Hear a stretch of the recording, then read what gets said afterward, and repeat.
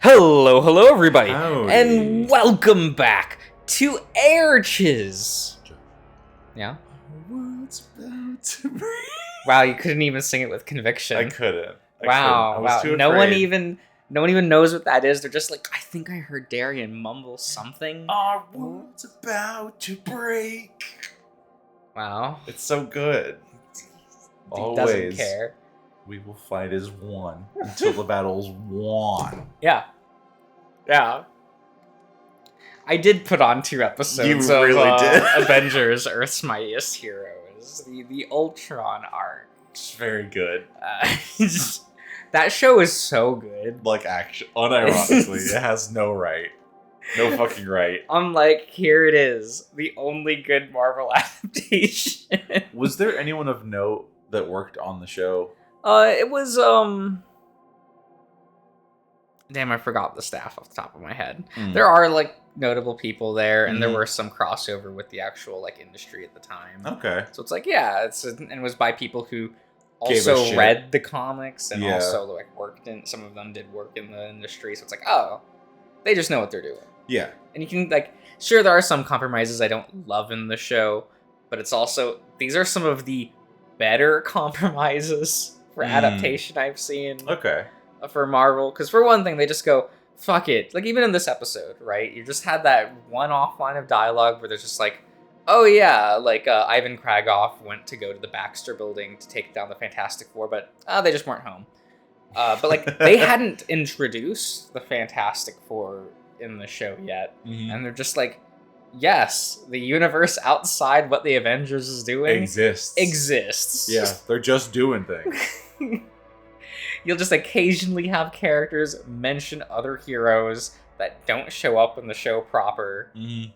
They're just doing stuff off screen. Because they're always doing something. Yeah. Like, sure. And they don't feel the need to have like an introduction to every single villain. No. They'll just like, look, Ivan's here. He has a super apes. You all maybe know who this is. And if you don't, look, it's a weird guy in like a spacesuit and he's got monkeys with him. And then just the Serpent Society just Serpent shows up. Society's there. Wrecking Crew just kind of shows up in this one, They right? do just be like there. they just show up. Yeah. Dude. Like, And it's like, we don't need bigots. Because one, comic book characters, you just have to look at them. You kind of know what they're about. This is not a hard concept to figure out. But why are they the Serpent Society? Where do they come from? How do They're they... snake people. Whatever. Yeah. That's all. That's literally all you need. We're moving on. Yeah, it's just we're going. And this show kind of does that. And lo and behold, the kids that grew up while that show was airing watched it fine. Right. Yeah. Shocker. Right? Holy shit. And this is one of the better adaptations of Ultron. I really hated how in the MCU, Ultron talked like a person. Yeah. He was so human, you know, like, And I'm like, no, he needs to talk like a robot. because he's a robot. He's a fucking robot. Just make him a robot. The fuck? I know that like sometimes people will be like, oh, I've always thought of him as like talking like Starscream, and I think that's also acceptable. Like with a screeching, high-pitched voice. I would love that, actually. Which is fine, given his. I feel like you have to slim his design a little bit to make that work, and that's an easy thing to do. So I definitely like look at Ultron, and I'm like, yeah, with him like he has that like permanent grin on his face when you look at his like comic book design. Yeah. It's like a permanent thing on his helmet that they got rid of for the MCU for God knows what reason. They gave him a weird little mouth. They gave him like just a normal ass human face, basically, and I'm like, what's the point? Like, it's not. It wasn't even an exaggerated like smiling human face. You He know? barely emoted in the movie, and Yeah. I'm like, I don't know, like, Is this Ultron? No. no. I guess this character has a name that is Ultron. But that's fine. This show, though, 10 out of 10. Super good. The way that they did this two-parter, very good. We also just kind of stomp on Hank a lot in Earth's Mightiest Heroes. Oh, yeah. That's Hank, though. Yeah. That's something that I think, like, MCU watchers will never, ever be able to understand, is just, like, Hank as a character.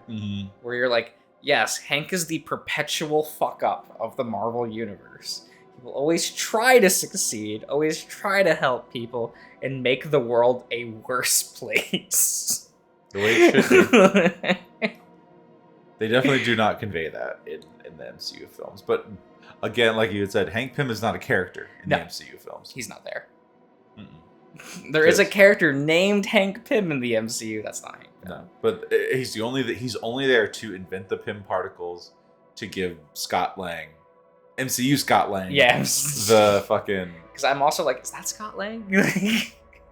I watched like one scene with him. He started talking, and I'm like, eh. I like Scott in Earth's Mightiest Heroes. Oh yeah, the episode where Scott shows up. up. I'm like, oh my god, it's Scott Lang. It's actually him. He's just some schmuck who stole the fucking shit. It's good. It's good. It's really good. I just never got that impression from, like, sure, that's, he's a petty thief in the MCU, but I don't get that vibe at all from Paul Rudd. Yeah, no. Not even a little bit. Well, yeah, said it when we were like watching the episode. Like, Clint immediately starts like just talking shit. Like immediately in the episode, it's like, I remember when Clint used to be fun. And he still is in the comics. But it's like everyone thinks he's like. I remember like talking to someone and they're like, "Oh, but Hawkeye's like the stern and serious one." And I'm like, in my head, I'm like, "What the fuck?"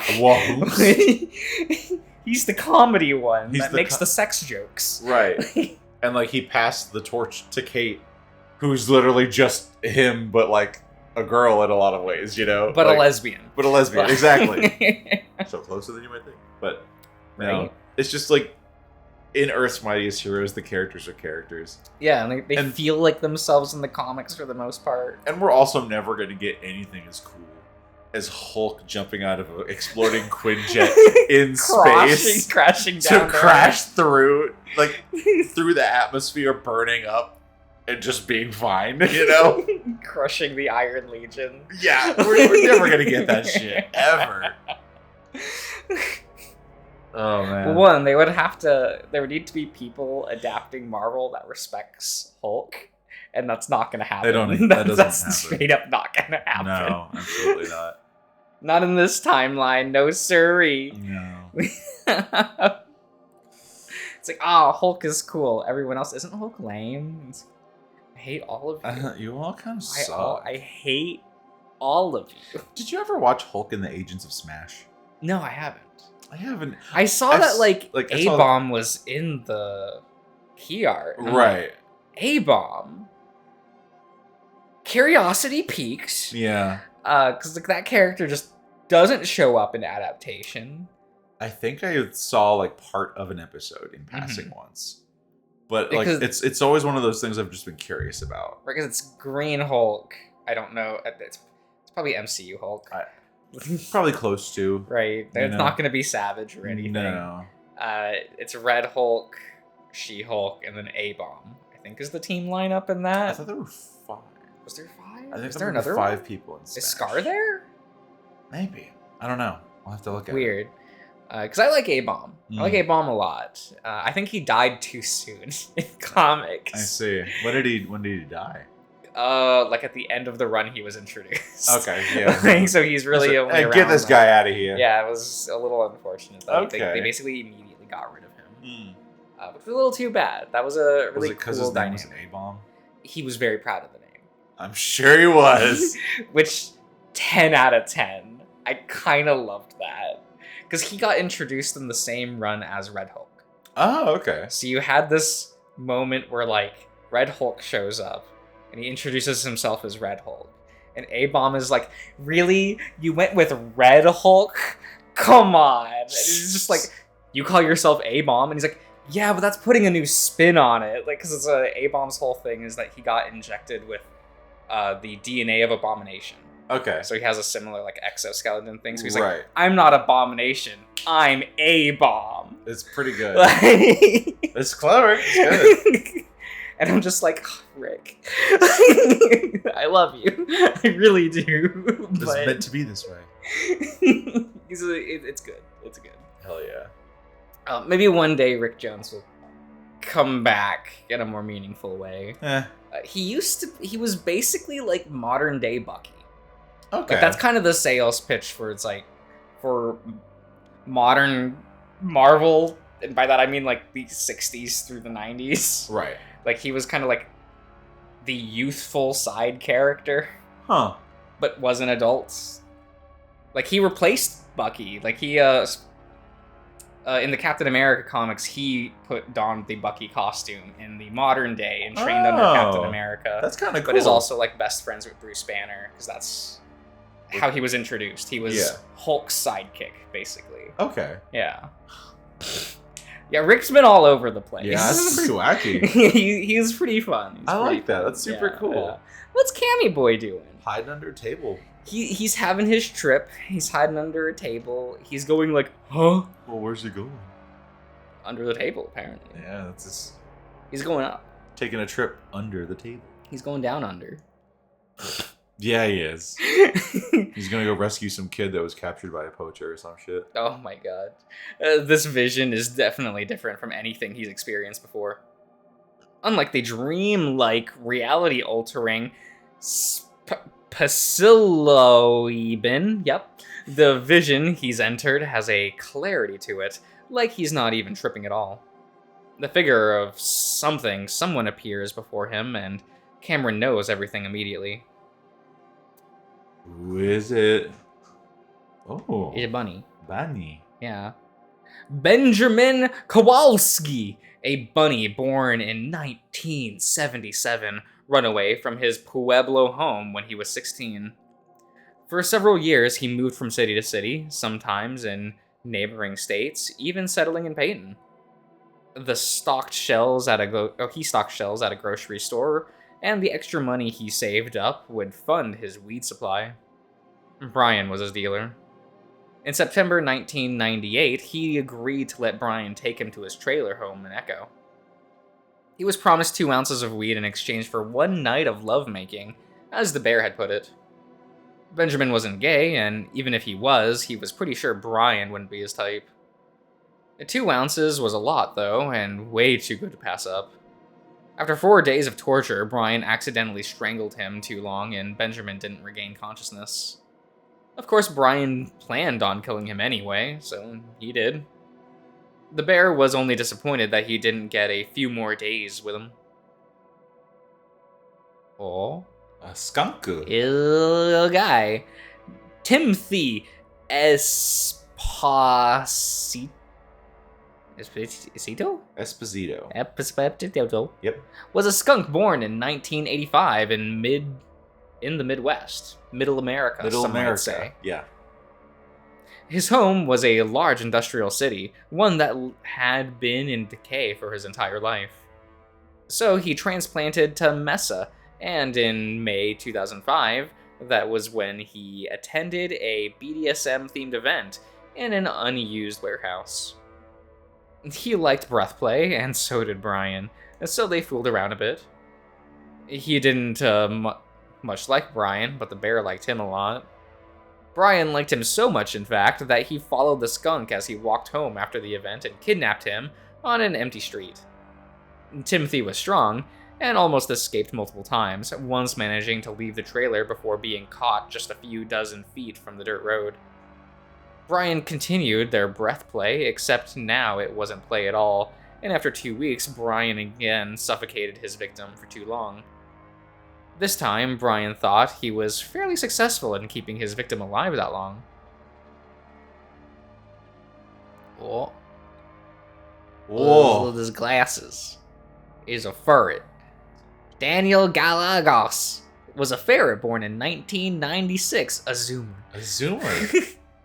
He was from Sonoran capital, but was staying with family in Mill City to work a summer job. He was saving up money for his university tuition. In August 2014, days before he was meant to head back to Sonora, he met Brian outside of a club before being kidnapped and driven to Echo. Brian was able to keep him for an extra month, and even though a few of Brian's customers had seen him tied to the torture rack, and no one said anything. Eventually, Brian seemed to decide he'd gotten all he could out of the ferret, and he bludgeoned Daniel to death with an old tire iron. Yep. awesome, just because he wanted to try something different. I get that. You know, get that. shake it up. Yeah. The bear couldn't believe how long it took, how hard he had to hit the kid before he finally stopped moving. Cameron! Cameron is jolted back to reality as he yanked up by his shirt so he's not even touching the floor. Brian's paws hold the front of his shirt while shaking him violently. What? What is it? And Cameron kicks around and tries to get his feet on solid ground again. Despite almost being overwhelmed by the numbing calm of Xanax, it's not enough to stop the primal fear Cameron has of this bear. Especially not after seeing the horrors he committed on those men. What he'd just seen was considered distilled into an easy-to-follow series of events, but all the while he had absorbed all the tiny details too. He knows Brian promised these men many things, that he'd only keep them for 1, 2, 3 more days before letting them go.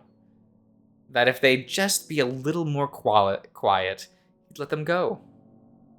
But Cameron knows none of those promises were kept. The visions had been so real that to Cameron, it felt like he'd been there for everything they went through. Luckily, he hadn't felt anything, but it was as if he was in the same room with them, this room. Brian seems to gain some control over himself and lets go of the coyote. Cameron isn't able to stand with his weak, shaky legs and sits down heavily on the ground, looking up at the looming bear. Kept calling your name and you wouldn't answer. I told you to let me know if the visions were starting. I couldn't. Brian waits, looking more impatient the more Cameron stammers, which only makes him stammer more. I swear to fucking God, why do all of you become whimpering little dipshits the second I lose my cool for like a second? It's true, it's very rude of them. You kind of scary. Wait, he's just a calm bear. Well, look at him. He's just a bear. Just a bear. He reaches down and Cameron cringes as he yanked up to his feet again.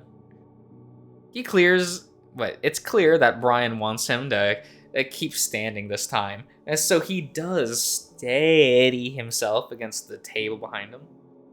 Quit that crying.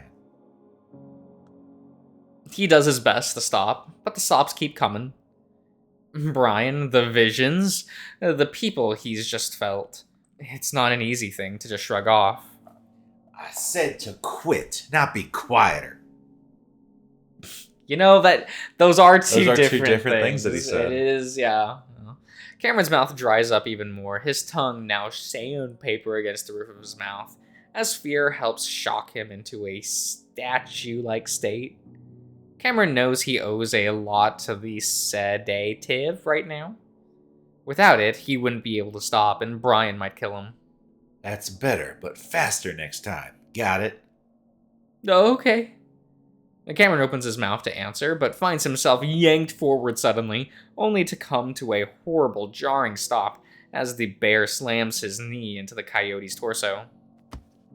Cameron watches the luminous arches writhe around, convulsing, almost like they're mirroring the coyote's inner turmoil. The knee is so big compared to himself that it seems to cover most of his chest and stomach. You can thank your boyfriend for that one. He still earned you one more. Brian finally pulls back and Cameron crumples to the ground, unable to process what Brian is saying. Not that he'd be able to understand it anyway. The coyote lets out a guttural groan over and over again. What's that you're saying? Brian touts him from above, and Cameron responds with a whoopin' gasp, pressing his face into the floor in agony. I asked you a fucking question. Cameron is lifted into the air again, feeling his feet kick around for a purchase on the ground as he once again dangles from his shirt, the fabric stretching to the point that Cameron can hear the threads popping in his collar. Cameron cracks open an eye and sees Brian drawing back a Huge pow! And Cameron manages to choke out a few words with the tiny amount of air he's gathered into his collapsed lungs. No, nothing! Cameron wheezes loudly between the words, knowing that this is exactly what Brian likes. But how can he stop himself? He's not even sure if stopping himself will help. Maybe that will only trigger Brian into hurting him more. But to Cameron's relief, the bear pauses, then slowly drops his fist. Cameron seems to seize the wild look in Brian's eyes, gradually leave as he stares at the gasping coyote in his grasp. Good. Guess I'll save the other for later then. The bear lets go, and Cameron slumps back to his knees, curling up against it in fetal position. Now, what was it you saw? Oh. Which one? Oh. He didn't feel any pain, but now he does. Speak up, Arturo. The whole class needs to hear you. He's in front of 20 curious, attentive eyes while his paws shake, almost making his paper rattle. He's had less than a year to learn a new language, and now they expect him to give an entire book report. He'd give anything to be in his room, gaming on his brand new PlayStation 2! Mint. Brand new. The peak of gaming. Literal peak. It will never get better than the PS2, guys. Sorry to break it to y'all. You just had to be there. You really did, though. You missed it. Because half those games you can't play anymore. You really can't. It fucking sucks. Yeah. But hey, at least you can play the GOAT, Okage Shadow. Oh. For now. For now, that's true. Yeah, it is available on the PS4 storefront. For now. Unfortunately.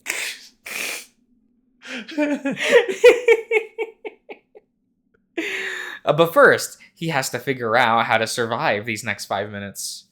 He's playing his PlayStation 4 in his dorm room while Maria walks in. Hey, beautiful. You able to get some sleep? He didn't look up from his game. Oh, you show... What, you show... No, okay. Sure? You sure no? You shall know my overflow toe. No. I don't know if it's supposed to make sense. That makes him look up. Okay. Huh? Huh? It's pretty good. She looks confused, frustrated. Born and sworn and to mourn and forlorn. He puts down the controller and stands up. Baby, what? Arturo installs a lock in the medicine cabinet. He helps her eat healthy. He helps make sure she goes to bed at the right time. Whenever she feels a mood swing approaching, high or low, they prepare together. Maria once cried and told him that she wasn't worth it, that he should find someone that isn't an unpredictable mess. He told her she was definitely worth it, and that they need to be prepared. Oh, there he is. Ooh. Look at him. He's making his way, or something. He's making his way downtown. Arturo opens his eyes and then cringes at the ache in his head. Not an ache, but an explosion rippling through his skull, his brains, and down to his spine. It hurts so much that he lets out a sound that's a half moan, half scream. This time, it seems to take even longer for him to understand where and when he is. He has been moving as fast as he could, without actually running or jogging, since he isn't even capable of doing that. He guessed he had probably made it 2 miles away from Echo, so 5 more to go. He had just been thinking about how he was, walking almost exactly like his grandfather did after his stroke, and Arturo had thought, now we'll actually have something to bond over before it happens. A dizzy spell, unlike all of the others, made him stumble, like he was looking over the edge of a cliff. Then anxiety like he'd never known before overcomes him, making his heart beat so fast Arturo had convinced it was going to explode. He got to his knees, started praying for help, and then he's here on the ground, his nose and forehead stinging from where it slammed into the asphalt, and the rest of his body just aches. He's had a seizure, and even though he's never had one before, he knows that's what happened. At least he was on his knees and his face didn't have far to fall. Still, he'd left feeling as so exhausted, so defeated, that he just wants to lay there. He'd been in a half-dream state, completely confused as he stared around him, memories flickering through his mind like a viewmaster. An hour had passed, maybe two, before he finally understood what his situation was again. He almost wants to go back to that confused state, pretending it's a dream. But now he's crying, because how is he going to take care of Maria if he can barely walk, barely talk? She's good at taking care of herself, but he needs to be there just in case. He needs to live. He needs to get better. And while he's glad to be out of Echo, he knows Cameron is still there, and if Devin is gone too, he knows the bear would only want him to save Camry. Get up, Arturo. All your friends need you. Eventually, he slowly sits up, his paws shaking so badly he's worried he's having another seizure. But eventually, he steadies himself. He needs to keep moving. So with a deep, shuddering breath, Arturo starts to carefully get up, and that's when he sees it. I knew it. I knew he was going to show up. Hey, look at him. Look at him over He there. said, "Oh." He was just like... He is hanging out. He's just like, oh. Oh. Yeah, he is the oh. Oh. That's him. It stares, and Arturo just stares back silently. In that moment, he's sure that he actually did die, that what he assumed was a seizure was really just the end. And now this embodiment of death, is he to take him? Instead of moving toward him, though, or really acknowledge him in any way, it doesn't move at all. Arturo notices something out of the corner of his eye, and though it's distant, he sees lights. Headlights. Multiple headlights moving in both directions on the landscape. The highway. Oh, he can get there. Arturo looks back, but it's gone. With nothing else to do, he starts to get up. He's sure that he didn't see those lights before he collapsed, but a lot of memories is missing. Several patches between when he was shot and now are unaccounted for. And what he saw was probably just a product of his failing brain. So wordlessly, he walks in his wide stance, with his arms swinging awkwardly, knowing that nothing will be the same again. Oh, he's getting there. But we got to see the guy. Yeah. Got to see old Flinny boy. Yeah. After telling Brian everything he can remember, the bear seems satisfied. Did you try and talk to him? No, I didn't have time. Brian waves away the coyote's excuse. Just do it next time. I won't interrupt you. Cameron wants to tell the bear that he's not even sure he can talk to them. Because after all this time, he's starting to think that he shouldn't even be able to. He can see what happens in the past, maybe even see what might happen in the future, but that's it. He only sees a record, but if they acknowledge him, communicate with him, then that's something that he doesn't want anything to do with. Devin had said that he doesn't believe in demons, but that's what Cameron thinks they are. All of these unexplainable forces that haunt and torment the living. It's all demons. Brian disappears again, and because he doesn't grab the coyote, Cameron assumes he isn't meant to follow him. A minute or two later, Cameron hears a loud snorting sound, and he flinches. Then it happens again, and Cameron looks over to see Brian leaning over the counter, head low.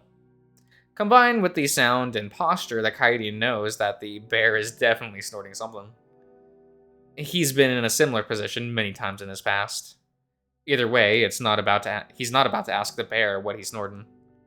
He can only hope that it's something that knocks Brian out, or at least slows him down. After sniffing and dabbing at his nostrils, the bear returns to Cameron's side. Well, let's go outside to a spot I think you'll get better reception, or whatever. Is that what we're calling it these days? He's got to take the ears and adjust the antennas. just bounces ears around. Before Cameron can fully comprehend what Brian just said, he finds himself being forced over the huge bear's shoulder before being lifted in a fireman's carry. Cameron closes his eyes, clutching into the fur of Brian's back, after the bear lumbers heavily, listening to the sounds of a screen door swing open, then shut. He can sense that they're outside, the warm air from the lingering heat of the day. Then he finds his feet coming to contact with the ground. There, he's outside, fresh air, he's on the ground. This lovely, lovely palette. Yeah!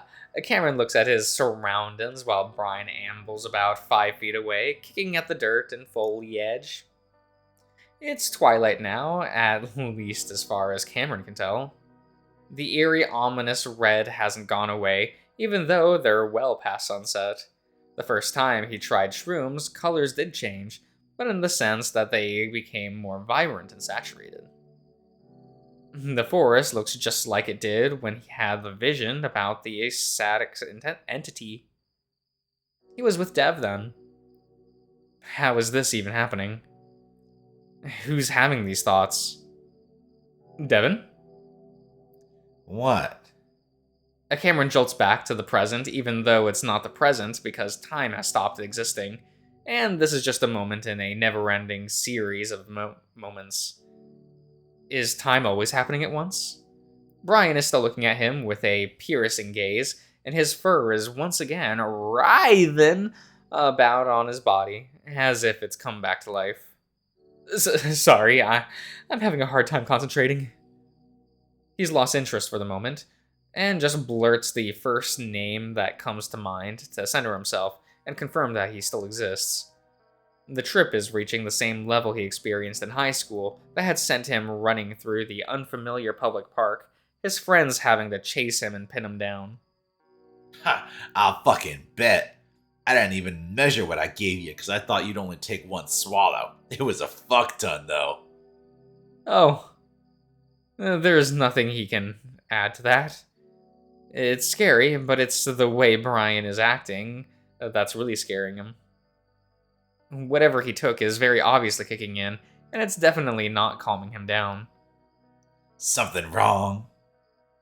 Brian's tone is taunting and cruel, and to Cameron's horror, Brian comes closer, next to the coyote. No, I'm just feeling off because of the shrooms. Aw, shit. You're like on 3 milligrams of Xannies, too. I totally forgot. Fuck. You better not fall asleep or go all delirious on me, you understand? Because if you do, I'll probably just kill you. Ah, I see. Cameron stays still. He reaches the stage where he feels solidly stuck in a deep dream, one that he's been in for several hours. Who's dreaming? Hey, what's the matter? Am I making you feel uncomfortable? Is there something wrong with me? No, nothing. Cameron shakes his head. His head with tiny jerks, barely moving it. I asked a fucking question. Nothing. You're on something, that's all. Well, no shit, kid. You think I was blowing my nose in there or something? Well, I was thinking maybe we were going to see things together, and you take a downer, and it looks like you're on an upper. Why would I want to see the shit that when I got you? I don't like the ones out here. That's why I took it. Want to guess what I'm on? Cameron doesn't, but now that he knows cowering isn't going to help him, he plays along. Maybe cocaine? Adderall? You fucking kidding me, kid? Adderall? Do I look like a college brat trying to pull an all-nighter? Shit's like a cup of coffee to me. Cameron doesn't say anything, but Brian keeps quiet, like he's waiting for the next guess. Meth? That's reasonable. That's a reasonable guess. Is it? Too expensive, but close enough. It's mephedrone. Okay, sorry, I never really did stims? Not after what happened to his mother. Bath salts. Oh. No. Yeah, that's the correct reaction. Oh. If someone tells you they did bath salts, that's the correct reaction. And it feels fucking amazing. What follows is the sight of a 500-pound bear awkwardly dancing and swinging his massive arms around violently, growling and laughing. It's terrifying. It sounds like he's having a wonderful time, though. Sure. As the crazed bear is shadowboxing about 20 feet away, Cameron begins to realize he might be able to run. With his muscles weak from the sedative and his mindset absolutely fucked from the hallucinogens, he might not be able to outrun Brian. He's starting to forget that he even exists. Still, he might be able to hide. The desert is full of cracks and crevices that might be able to squeeze into to wait out. Brian is there, heaving for breath. Fuck. Gotta relax. It's been a while, so I'm getting a huge rush. Gotta remember. Phew. I ain't as young as I used to be. My heart's probably gonna give any day now. Please, let your heart give out. Please just die and let this nightmare, this decades-long nightmare you've created end. Way too much.